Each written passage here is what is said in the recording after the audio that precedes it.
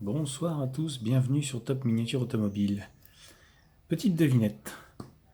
Qu'obtient-on quand on mélange une Dodge Charger 1969 orange avec un gros 01 sur les côtés, avec un gros moteur de plus de 1000 chevaux, deux petites roues à l'avant, deux énormes roues à l'arrière? Je vous laisse deviner. Allez, je vous fais pas patienter plus longtemps. On obtient ceci. Ceci est une petite création d'un passionné hollandais que j'ai déniché il y a quelques temps maintenant.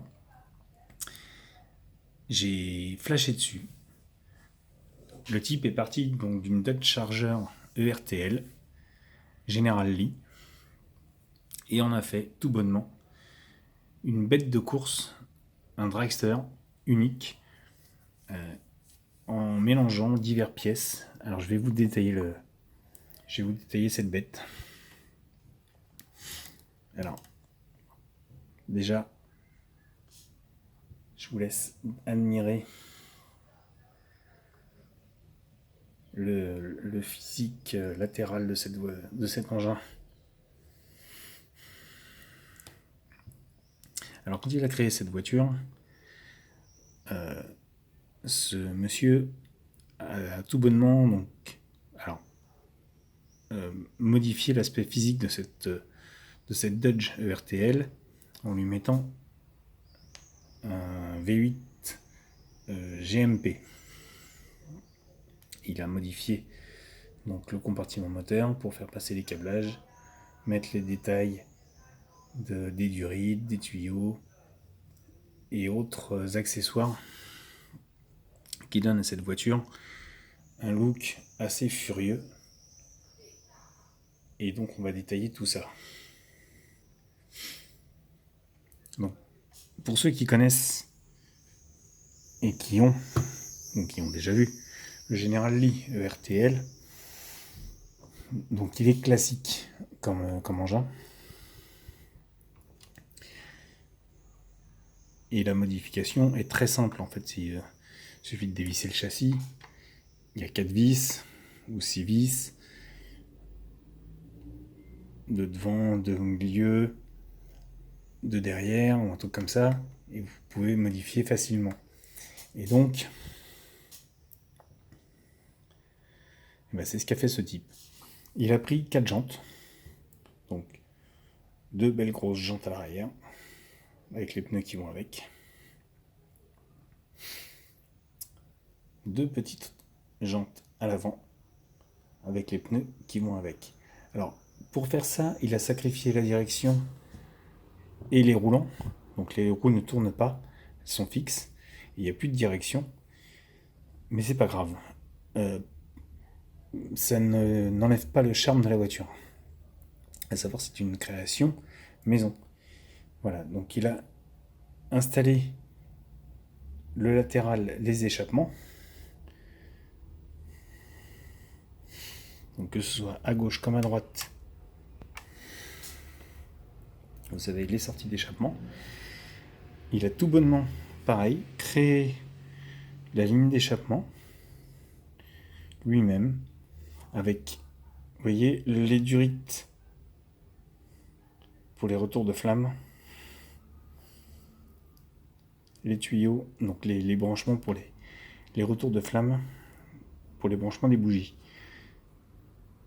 Donc à l'avant, il a installé le bloc GMP, donc il a modifié le train avant pour pouvoir laisser passer ce moteur au détriment de la direction, bien sûr. À l'arrière, il lui a collé une grosse plaque style alu, protection du réservoir, et le parachute avec les fils. Ça lui va super bien. Elle a un rec terrible. Ça lui fait un look d'enfer. Mais les modifications ne s'arrêtent pas là. Donc, l'aspect général du Général est conservé.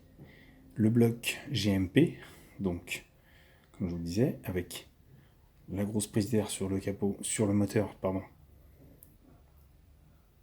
Les remplissages d'huile, des fils de bougie sont présents, la courroie, l'alternateur, les petits détails sont présents et c'est vraiment du plus bel effet. Et à l'intérieur, il a, alors on va pas pouvoir parce que les roues ne s'ouvrent pas, on va essayer d'avancer au plus près, modifier le levier de vitesse et mis un levier drag. Donc vous voyez le levier rouge là,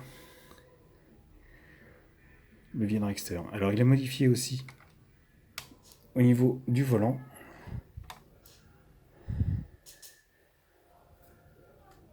Alors le volant d'origine n'est pas très beau sur cette voiture. Il a simplement mis de la photo découpe, dirait-on. Alors on ne peut pas voir de près, mais ça rend beaucoup mieux que le volant d'origine. C'est beaucoup plus brillant, c'est beaucoup plus attrayant que l'original.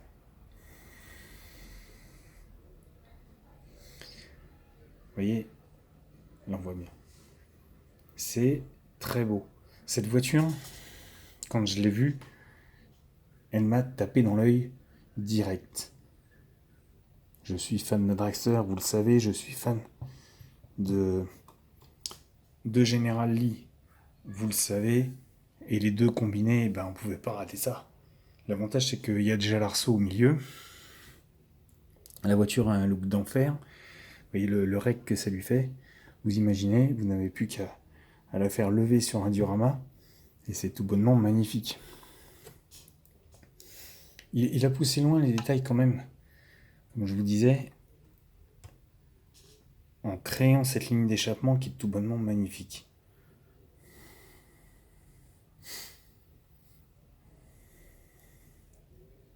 Le look de la voiture, par lui-même, est phénoménal. Enfin, moi j'adore en tout cas. Ça là-dessus, je pourrais tarir d'éloges le travail qui a été fait dessus, parce que franchement, c'est du plus bel effet. C'est vraiment très très très beau. Les proportions sont belles, les modifications sont belles. Il y a vraiment une finesse dans la fabrication qui est terrible. Si vous regardez bien, on a vraiment l'impression... Alors, juste sur l'aile, là, vous voyez, au niveau du reflet, petite trace de colle, c'est le seul défaut de la voiture, parce que si on regarde bien, on ne voit pas les modifications qui ont... Comment elles ont... Enfin, si, on le voit, mais il n'y a pas de gros pâté de colle, il n'y a pas de gros... il n'y a pas c'est pas vulgaire, c'est pas... Le mec a très bien travaillé en faisant ça. Il n'y a pas à dire, les Hollandais, ils savent bosser.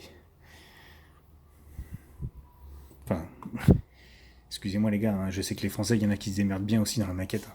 Mais ce modèle-là, étant donné qu'il vient d'un Hollandais, je ne vais pas dire que c'est un Français qui l'a fait. Ça serait mal placé. Désolé. Donc voilà, je vous laisse découvrir cet engin. Je vous laisse l'admirer. Vous me dites ce que vous en pensez.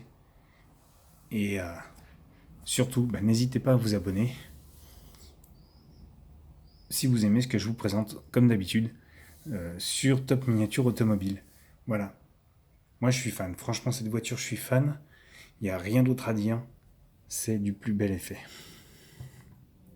Le look que ça lui fait regarder. Sérieusement.